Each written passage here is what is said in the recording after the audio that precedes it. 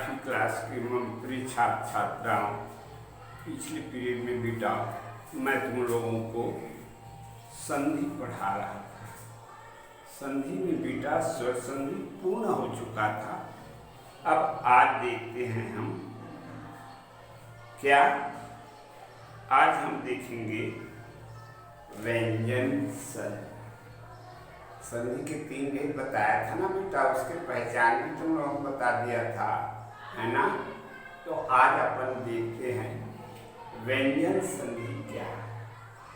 व्यंजन संधि जो है वो व्यंजनों के बाद व्यंजन अथवा स्वर आने पर मेल से विकार जो होता है उसे व्यंजन संधि कहते हैं। ठीक, अपनी पुस्तक में देखो बेटा, ये पुस्तक जो है पृष्ठ क्रमांक 76 दिया हुआ है पुस्तक में। बड़े ध्यान से देखो और पढ़ो, समझो कि क्या कहा जा रहा है ना, एकाग्रता से। तो व्यंजन संधि की परिभाषा तुमको बताया, ठीक है। जैसे उदाहरण दिया है बेटा, जगत धननाथ जगन्नाथ। अब इस व्यंजन संधि को किस तरह से रूपांतर किया जाता है उसके कुछ नियम हैं। आ जाओ, नियम नंबर 1 कहता है क्या, श्रुत्व सासृचु तासृव श्रुत्व। श्रुत्व क्या है? श्रुत्व। श्रुत्व एक नियम है। ये श्रुत्व क्या नियम है देखो, स श तथा श श त वर्ग के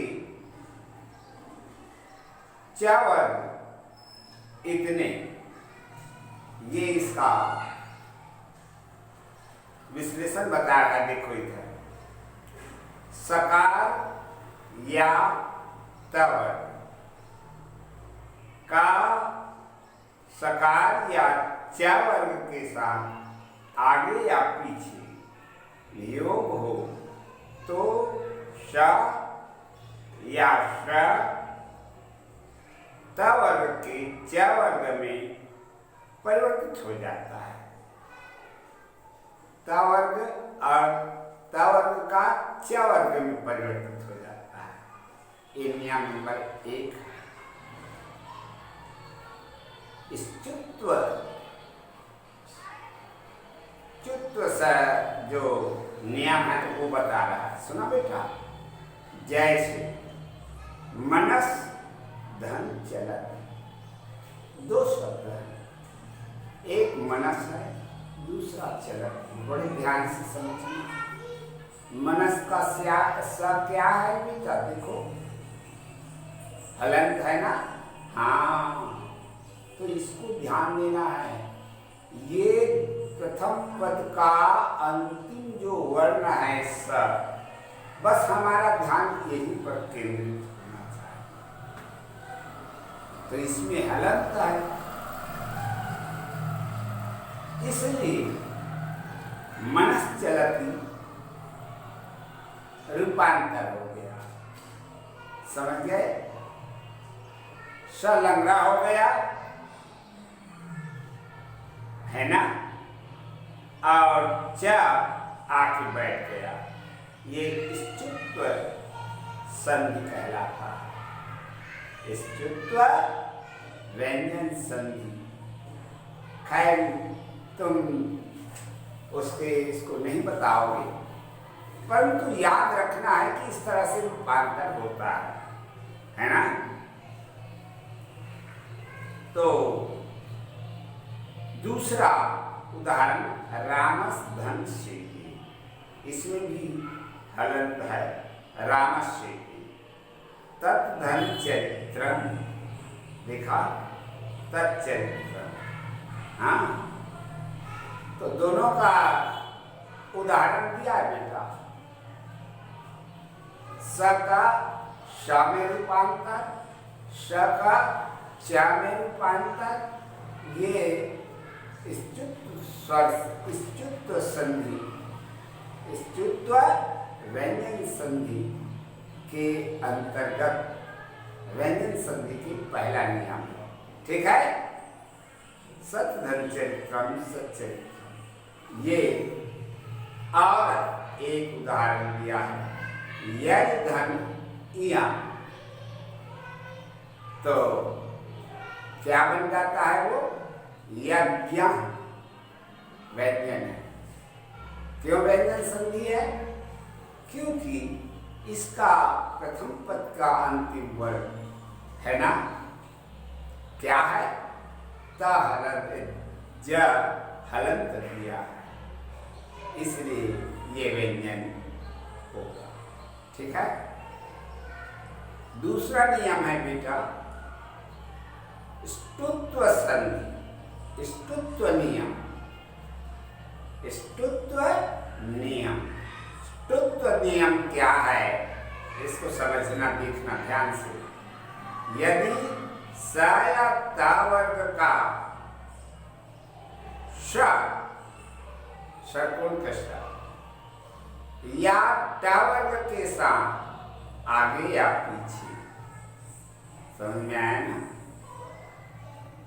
यदि योग हो तो ये स के स्थान में श और त के स्थान में ट हो जाता है, समझ में आया। अब देखो इसमें जो है उदाहरण दिया है, देखो रामस धन षष्ठ, रामस षष्ठ, श हो गया ना डबल, हाँ। उसी तरह से धनुष धन टंकार, धनुष टंकार,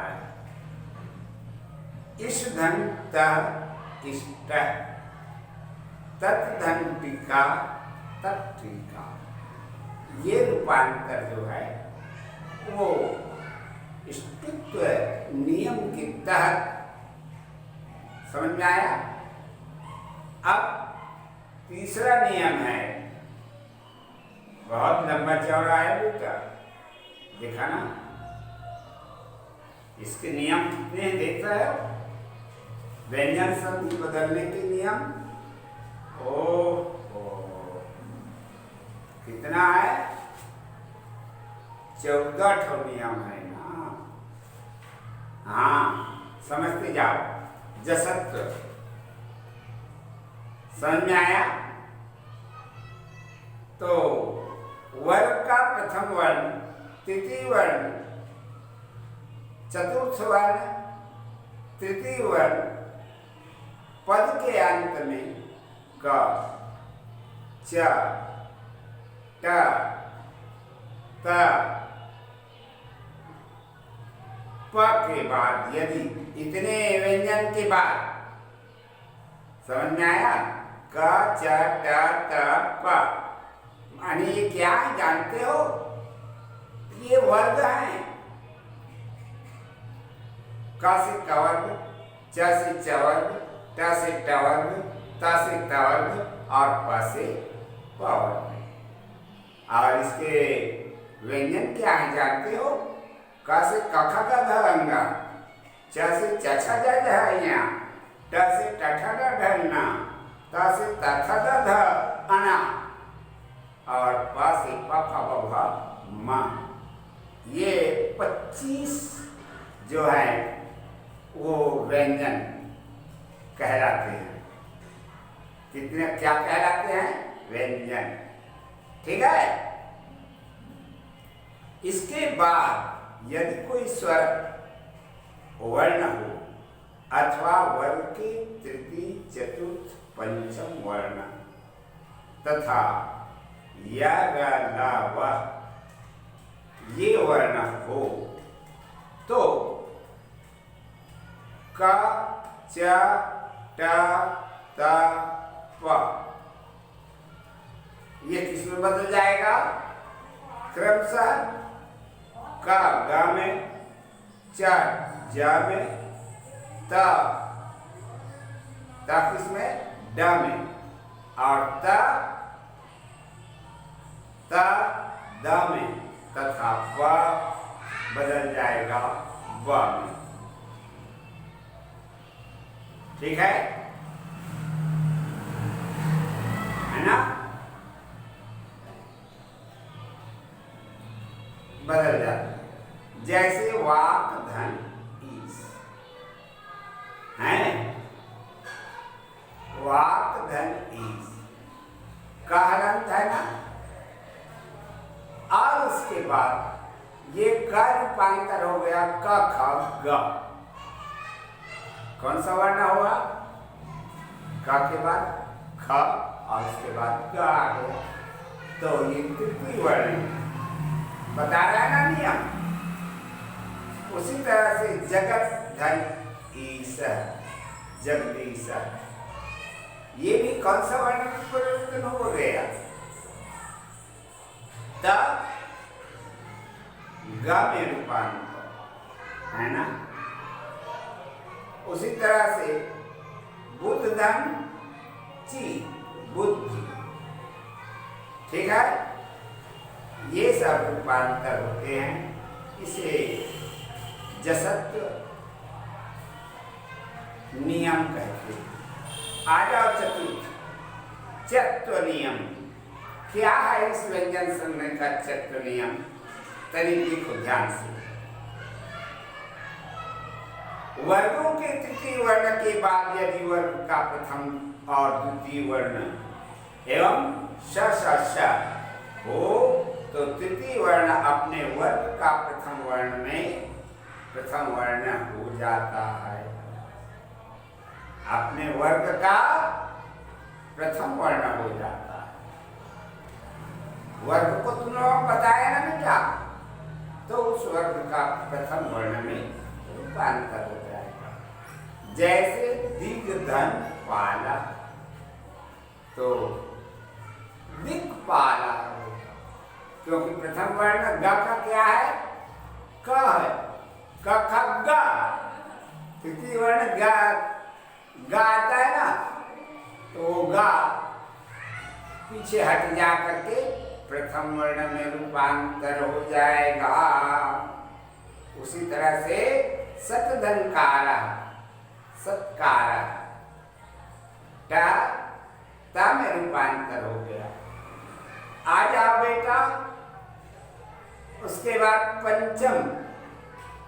पंचम नियम है अनुस्वार। अनुस्वार को मैंने तुमको बताया था। अनुस्वार क्या कहते हैं? पुस्तक में दिया है, देख लो। मा, ना, ये संकेत दे दिया है अनुस्वार। माँ को भी अनुस्वार में व्यक्त करते हैं और न को भी अनुस्वार में व्यक्त किया जाता है। ठीक है, तो देखो नियम क्या कहता है। म के बाद यदि कोई व्यंजन वर्ण आए तो म के स्थान में अनुस्वार हो, क्या हो जाएगा? अनुस्वार हो जाता है। इसी तरह न के बाद यदि अंतस्थ अनुनासिक को छोड़कर, अंतस्थ अनुनासिक जानते हो? अंतस्थ अनुनासिक माने अंतस्थ अनुनासिक अर्थात 25 हैं ये व्यंजन, और इन 25 व्यंजनों में यदि कोई व्यंजन अनुनासिक हो, अनुनासिक तो तुमको मैंने बताया है। क्या है अनुनासिक? ये इसको कहते हैं बेटा अनुनासिक। यदि अनुनासिक हो तो क्या हो जाएगा वो? तो अनुनासिक को छोड़ करके कोई अन्य व्यंजन हो जाता है ना। न के स्थान पर अनुस्वार हो जाता है। जैसे समधनहार, क्षमा, संहार, देख रहे हो, माँ का किस में रूपांतर हो गया? अनुस्वार में। सम धन योग संयोग, ये दोनों माँ जो है, दोनों उदाहरण में माँ रूपांतर हो गया अनुस्वार में। इसी तरह न कदिक नसान धन सी, यसान धन सी, नसान नहीं है, यसान, यसान धन सी, तो यसान सी। देखा, ना का किस में बदल गया? अनुस्वार में। और उसी तरह से दूसरा उदाहरण दिया है, मर्दन श्यते, तब मनन्स्यते, है ना? इस तरह से बेटा ये रूपांतर अनुस्वार नियम के तहत ये हमने तुमको बताया। षष्ठ देखो, परस वर्ण अनुस्वार पंचम वर्ण। परस वर्ण नियम क्या है उसको पुस्तक में समझा दिया है। अनुस्वार पंचम वर्ण, अनुस्वार का पंचम वर्ण जो है परस वर्ण कहलाता है। देखो इसका विश्लेषण बताया। यदि अनुस्वार के बाद यदि स्पर्श वर्ण का से म तक, समझ आया, क से म तक हो तो अनुस्वार के स्थान में स्पर्श वर्ण का वर्ग का पंचम वर्ण हो जाता है। जैसे समदंतोषा, संतोषा, माँ का पंचम वर्ण ना होता है ना, ठीक। उसी तरह से समधन पूर्णा संपूर्णा है, अम धन किता अंकिता, शांत धनता शांता, ऐसे उदाहरण तुम्हारे दिए हुए हैं। सप्तम लत्व, देखा बेटा, ये अगले पीरियड में पढ़ाऊंगा, ठीक है। इतना जो मैंने पढ़ा दिया 6 तक के व्यंजन संधि, इसको कॉपी में लिख लेना बेटा, और इन नियमों को ध्यान से पढ़ना, तब समझ में आएगा। समझ में आया ना?